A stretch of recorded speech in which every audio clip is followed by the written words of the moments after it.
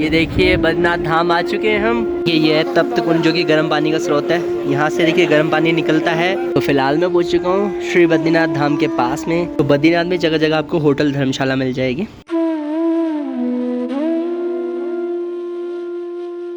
मैं उस समय सीतापुर पार्किंग में जो कि सोनप्रयाग में बनी है। यहाँ से मैं जा रहा हूँ बद्रीनाथ के लिए। ये मेरी बस होगी बद्रीनाथ जाने के लिए। आपको पूरा सफ़र कराऊंगा, बताऊंगा कि कैसे आप बद्रीनाथ जा सकते हैं बाय बस, वो भी सोनप्रयाग से। यानी कि केदारनाथ यात्रा करने के बाद में, दर्शन करने के बाद में अगर आप बद्रीनाथ जाना चाहते हैं तो कैसे जा पाएंगे मैं बताऊंगा। वीडियो पसंद आए तो चैनल को सब्सक्राइब करें, वीडियो को शेयर करें। बढ़ते हैं वीडियो में आगे।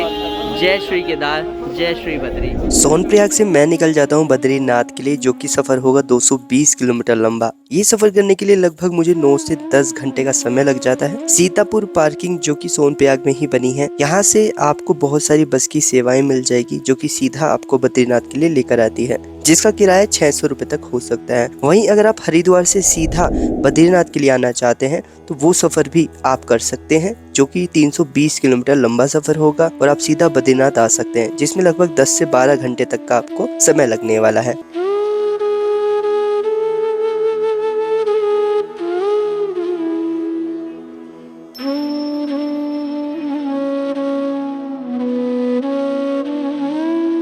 पूरे ही सफर की बात करी जाए तो काफी थका देने वाला सफर ये होता है, और कहीं जगह तो देखा जाता है कि रोड भी काफी ज्यादा खराब है या अंडर कंस्ट्रक्शन है। जब मैं बद्रीनाथ पहुंचता हूं तो उस समय काफी ज्यादा बारिश भी हो रही होती है। तो फिलहाल मैं पहुंच चुका हूं बद्रीनाथ, और बद्रीनाथ बस स्टैंड से उतरने के बाद में कुछ ऐसा नज़ारा देखने को मिल रहा है। चारों तरफ कंस्ट्रक्शन ही कंस्ट्रक्शन हो रहा है यहाँ पे। तो अभी तो यहाँ पे आपको हर जगह कुछ ऐसा ही माहौल देखने के लिए मिलेगा, बट जब आप 2-3 साल बाद यहाँ पे आएंगे तो कुछ अलग ही अनुभव होने वाला है।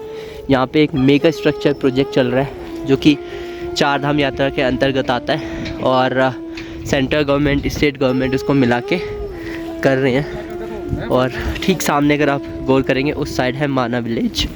ये रोड सीधी माना विलेज के लिए जा रही है। अगर आप इधर हो जाते हैं तो सीधा बद्रीनाथ चले जाते हैं। बद्रीनाथ पहुंचने के बाद में यहाँ पर आपको होटल और धर्मशाला की सुविधाएं बहुत आराम से मिल जाती हैं। हालांकि जो स्टार्टिंग रेंज है होटल और धर्मशाला की वो भी 1000, 1500, 2000 से होती है। या फिर आप चाहें तो GNVM की डॉर्मेट्री में भी रुक सकते हैं, जिसकी बुकिंग आप ऑनलाइन करा सकते हैं। इसका किराया प्रति व्यक्ति 700 रुपये होता है, जिसमें खाना भी इंक्लूड है। तो बद्रीनाथ में जगह जगह आपको होटल धर्मशाला मिल जाएगी। अभी मैं बताता हूँ मैं किस धर्मशाला में हूँ, और जो उसके ओनर हैं या जो भी देख रेख करने वाले हैं उनसे मैं मिलवा देता हूँ। इस रूम में एक तरीके से डॉर्मेट्री बना दिए गए हैं, और 9 से 10 लोगों की रुकने की व्यवस्था है। पर पर्सन 500 से 700 रुपये तक का किराया लगभग देना पड़ता है। डिपेंड करता है किस दिन आप आ रहे हैं। एक बार मैं कोशिश करता हूँ भैया से मिलवाने की। कुछ यहाँ पर देखिए इतनी साफ़ सुथरी व्यवस्था है पूरी, ये देख सकते हैं आप। भैया आपका नाम क्या है? महेश जी। तो महेश जी इस पूरी जगह की देखरेख कर रहे हैं। अगर किसी को यहाँ पर आना है तो ये इस मतलब आपकी धर्मशाला का है, जगह का क्या नाम है? इसका नाम तनपुरिया आश्रम है, या फिर तनपुरिया भक्त निवास भी कहते हैं लोग। ओके। हाँ, और अगर आपको बुकिंग करनी हो एडवांस तो आप फ़ोन थ्रू कर बिल्कुल, सकते हैं। मैं भैया का नंबर डाल दूंगा डिस्क्रिप्शन में, स्क्रीन पे भी आ जाएगा, आप डायरेक्ट बात कर लीजिए। मेरे पास 3 बेड के रूम है, 4 बेड के हैं और 7 बेड के भी है। गीजर वाले भी है, नॉन गीजर वाले भी। अच्छा, मतलब गीज़र भी मिल जाएगा, नॉन गीज़र भी मिल जाएगा, अलग अलग तरीके के अलग अलग रूम है। और जो रेट होते हैं ना वो डेली के आते हैं, ऐसा नहीं कि आज और कल का सेम ही मिलेगा। तो इस चीज़ का ध्यान रखिएगा। के ऊपर रहते हैं, लेकिन होटल से कम ही रहता है। देखिए बद्रीनाथ मंदिर से पहले आपको मार्केट पड़ जाती है, जहाँ से आप सारा सामग्री खरीद सकते हैं, और यहाँ से आप प्रसाद खरीद सकते हैं मंदिर में चढ़ाने के लिए। काफ़ी प्यारी सी छोटी सी मार्केट है।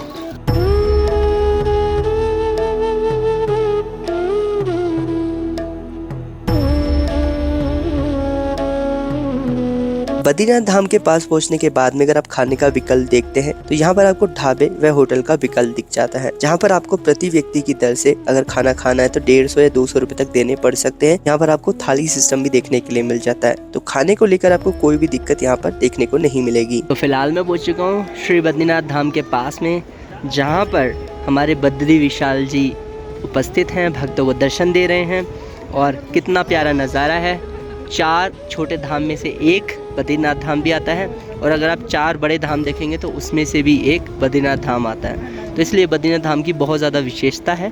और यहाँ पर देखिए अलकनंदा नदी बह रही है, जिसका पानी सच में बहुत ही ज़्यादा साफ़ है और मीठा है। और ठंडा भी है।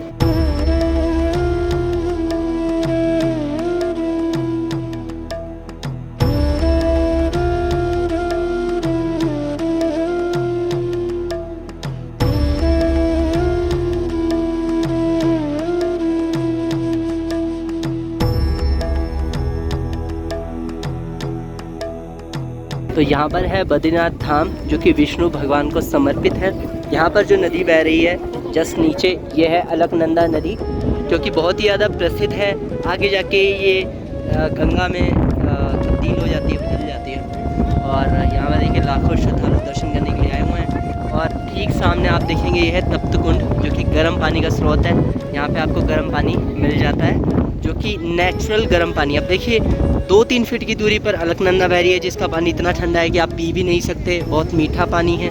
और देखिए 2-3 फीट की दूरी पर ही यहाँ पर तप्त कुंड है जो कि ओरिजिनल यहाँ पर ग्रह से निकल रहा है, नीचे से निकल रहा है गर्म पानी। कितनी बड़ी बात है। यहाँ पर 2 पहाड़ हैं, एक ये पहाड़ और एक ये पहाड़ जिन्हें नर और नारायण के नाम से जाना जाता है। ये देखिए तप्त कुंड का रास्ता, तो तप्त कुंड पे लेके चलता हूँ जहाँ पे गर्म पानी का स्रोत मिल जाता है आपको।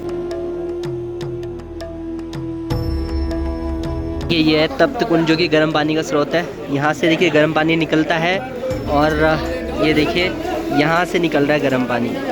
यहाँ देखिए यहाँ से निकल रहा है गर्म पानी और लोग नहा भी नहीं पा रहे, इतनी ज़्यादा मतलब गर्म होता है ये पानी, इतना ज़्यादा गर्म होता है जल। पर सच में अगर आप इसमें स्नान कर लो ना, मानोगे जैसे सारी थकान शरीर की मिट जाती है, सारे रोग मिट जाते हैं। इसलिए बद्रीनाथ आइए ज़रूर, आप गर्म पानी के कुंड में ज़रूर स्नान कीजिए, यही मेरा मानना है।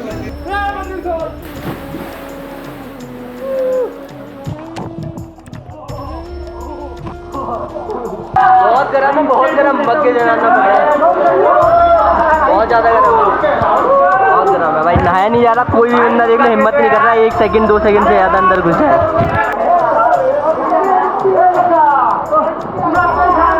तो इतने चंटा कब से बोल रहा था बंद कर दो, इतना गर्म पानी, नहाया नहीं जा रहा भाई हमसे। जैसे तैसे नहाए, मग्गे से नहाए, पता नहीं कैसे कैसे नहाए भाई। यहीं से है, चमोली से। भाई क्या नाम है आपका? हिमांशु भाई है चमोली से। तो हिमांशु भाई यहीं रहते हो आप? बढ़िया। कितना प्यारा लग रहा है हमारे बद्री विशाल जी का ये धाम। और सच में यहाँ आने के बाद में अनुभूति होती है कि जैसे खुद यहाँ पर बद्री भगवान मौजूद हैं और हिमालय में जैसे कहीं भोलेनाथ मौजूद हैं। ऐसा लगता है कि जैसे एक अलग ही स्वर्ग हो, एक अलग ही दुनिया हो। तो भाई मैं तो यही कहूँगा आप लोगों को कि 4 धाम का प्लान बनाइए, जल्दी से जल्दी महादेव के दर्शन कीजिए, केदारनाथ में बद्री भगवान के दर्शन यहाँ कीजिए, यानी कि विष्णु भगवान के दर्शन यहाँ कीजिए आप। और उसके बाद आप यमुनोत्री जी, गंगोत्री जी के भी दर्शन कीजिए। ये अनुभव शायद हर कोई प्राप्त करना चाहे, मैं तो यही अनुभूति करता हूँ। अच्छा लग रहा है यहाँ पर देखकर। चारों ओर अगर आप पहाड़ों को देखेंगे तो यहाँ पर बर्फ़ भी बर्फ गिरी है। एक जो पहाड़ है उसको हम नर के नाम से जानते हैं और एक जो पहाड़ है उसको हम नारायण के नाम से जानते हैं। माना जाता है कि जब कलयुग का बिल्कुल ही अंत होगा और इस पूरी धरती का बिल्कुल विनाश होने वाला होगा, उस समय दोनों पहाड़ आपस में मिल जाएंगे और इस धरती का बिल्कुल अंत हो जाएगा, ऐसा माना जाता है, ऐसा कहा जाता है। ये बद्रीनाथ धाम है, सतयुग का धाम है। हमारे 4 युग आए हैं, सतयुग, त्रेता, द्वापर, कलयुग। तो सबसे पहले भगवान विष्णु ने धरती में एक नर नारायण का अवतार लिया। नर नारायण के अवतार में सहस्राभाव को मानने के लिए भगवान ने बद्रीनाथ इस धाम में तप किया। जिस धाम में हम बैठे हैं इसको पंचशिला बोलते हैं। यहाँ पर 5 शिलाएँ हैं, मार्कंडी शिला, नारद शिला, बाड़ा शिला, गरुड़ शिला और नरसिंह शिला। इन 5 शिलाओं के मध्य में भगवान नारायण का ये तपस्थल क्षेत्र है। यहाँ पर भगवान ने सतयुग में तब सहस्राभाव को मारने के लिए तप किया, क्योंकि सहस्राभाव एक ऐसा राक्षस था, उसकी हजारों भुजाएं थी। उसको ऐसा वरदान था जो 10,000 वर्ष तक तपस्या करेगा उसकी एक भुजा को तोड़ेगा। इसलिए जो है भगवान ने, क्योंकि इस स्थान में भगवान इसलिए आए, यहाँ पर एक दिन की तपस्या का 10,000 गुना फल की प्राप्ति है। तो भगवान जब यहाँ विष्णु तप करने के लिए आए तो बाद में लक्ष्मी जी आई। लक्ष्मी ने देखा कि भगवान यहाँ तप में बैठे हुए हैं, तो मैं भगवान की कैसी सेवा करूँ। तो लक्ष्मी जी ने अपने शरीर को यहाँ पर बेर का वृक्ष बन करके भगवान के रूप में छाया करी। तो कालांतर में जब भगवान की तपस्या टूटी तो टूटने के बाद वो लक्ष्मी जी कहा, लक्ष्मी तुम मेरे सामने प्रकट हो जाओ, मैं तुम्हारी तपस्या से बड़ा प्रसन्न हूँ और मेरे से वरदान मांगी। तो लक्ष्मी जी ने ऐसा वरदान मांगा भगवान से, हे लक्ष्मी लक्ष्मी जी ने कहा प्रभु आपके साथ मेरा भी नाम चलना चाहिए। तो लक्ष्मी भगवान ने कहा जाओ लक्ष्मी, ये धाम तुम्हारे नाम से प्रसिद्ध होगा। इसलिए बद्री नाम बेल का है, बेल के वृक्ष को बद्री बोलते हैं। तो बद्री नाम लक्ष्मी जी का है, उनके नाम नारायण है, इसलिए इसका नाम बद्रीनाथ धाम पड़ा।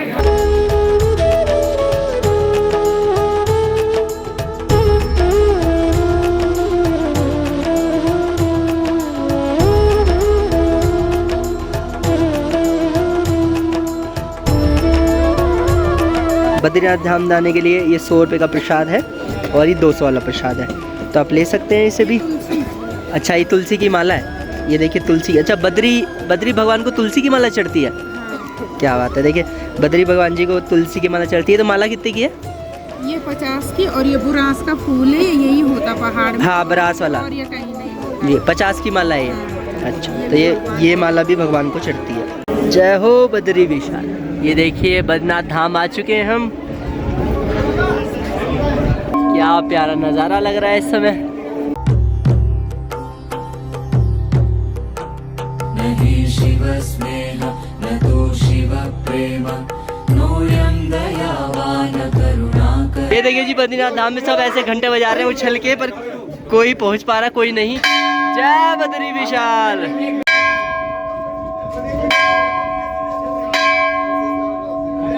मैं जाऊंगा। ये देखिए जी, किसी का हाथ जा रहा है, किसी का हाथ नहीं जा रहा, इस तरीके से। ये देखिए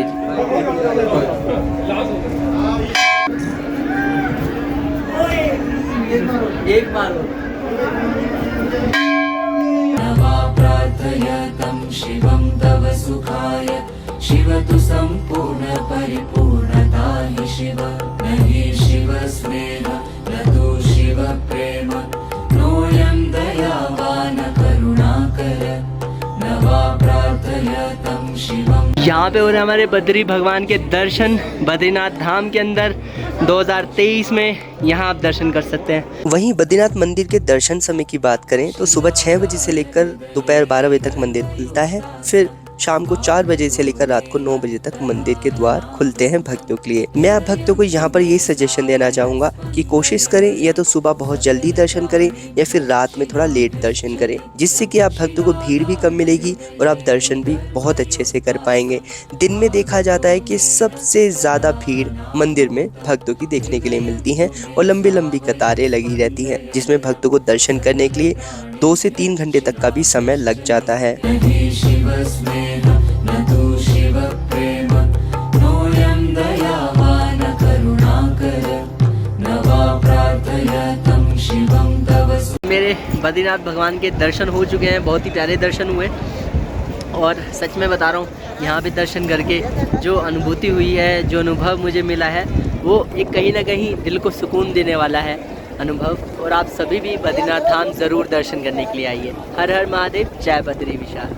वहीं रात के समय बद्रीनाथ धाम कुछ इस प्रकार चमकता है जैसे कि मानो सोना चमक रहा हो। और कहीं ना कहीं ये मंदिर, ये धाम भक्तों को अपनी ओर आकर्षित करता है, भक्तों को अपनी ओर खींचता है। यही बड़ा कारण है कि लाखों श्रद्धालु सालाना बद्रीनाथ धाम दर्शन करने के लिए उत्तराखंड प्रस्थान करते हैं। बद्रीनाथ धाम की बात करी जाए तो धाम के कपाट 6 महीने के लिए भक्तों के लिए खुले जाते हैं, बाकी 6 महीने के लिए कपाट पूरी तरीके से बंद रहते हैं। यही प्रक्रिया चारों धाम में आने वाले हर एक धाम के लिए दोहराई जाती है। जैसे कि केदारनाथ धाम 2023 में 25 अप्रैल को खोला गया, ठीक वैसे ही 2 दिन बाद 27 अप्रैल 2023 को 4 धाम में आने वाला श्री बद्रीनाथ धाम भी भक्तों के लिए खोला गया। और ये चारों धाम लगभग दिवाली के आसपास बंद हो जाएंगे सभी भक्तों के लिए। तो यहाँ पर ये चीज़ ध्यान देने वाली है कि सिर्फ साल के 6 महीने ही आप भक्त 4 धाम यात्रा पर आकर बद्रीनाथ धाम के दर्शन कर सकते हैं। अगर आप भी बद्रीनाथ धाम आते हैं तो अब हम जान लेते हैं कि कितना ज़्यादा किराया या खर्चा आपका होने वाला है बद्रीनाथ धाम आने के लिए। सबसे पहले तो आपको बद्रीनाथ धाम आने के लिए बस करनी होगी, जिसका किराया 600 रुपये एक साइड से होगा। अगर मैं केदारनाथ के सोनप्रयाग से बात करूं तो लगभग 600 रुपये आना और जाना आप लगा सकते हैं, तो टोटल आपका 1200 रुपये तो बस का ही हो जाएगा। अगर प्रति व्यक्ति की दर से रुकने की बात करी जाए तो यहाँ पर आपको 1500 रुपये में होटल मिल जाएगा। तो लगभग अगर 2 लोग भी आप आ रहे हैं तो यहाँ पर 700 से 800 रुपये प्रति व्यक्ति आपको किराया देना पड़ सकता है। ये आप मान के चलें। वहीं प्रतिदिन 300 रुपये का खाने का भी खर्चा आप लगा सकते हैं। बाकी बद्रीनाथ धाम आने के बाद में आपको कोई टैक्सी करने की ज़रूरत नहीं है, पैदल ही आप पूरी यात्रा पूरे धाम को घूम सकते हैं। तो कहीं ना कहीं अगर देखा जाए तो यहाँ पर प्रति व्यक्ति का खर्चा 2 से 2,500 रुपये ही आ सकता है। उम्मीद करता हूँ कि वीडियो आप सभी को पसंद आई होगी। वीडियो पसंद आई है तो चैनल को सब्सक्राइब करना ना भूलें, वीडियो को बाकी भक्तों के साथ शेयर करना ना भूलें, ये भी बताना ना भूलें कि आप कब बद्रीनाथ धाम दर्शन करने के लिए आ रहे हैं। हर हर महादेव, जय बद्री विशाल।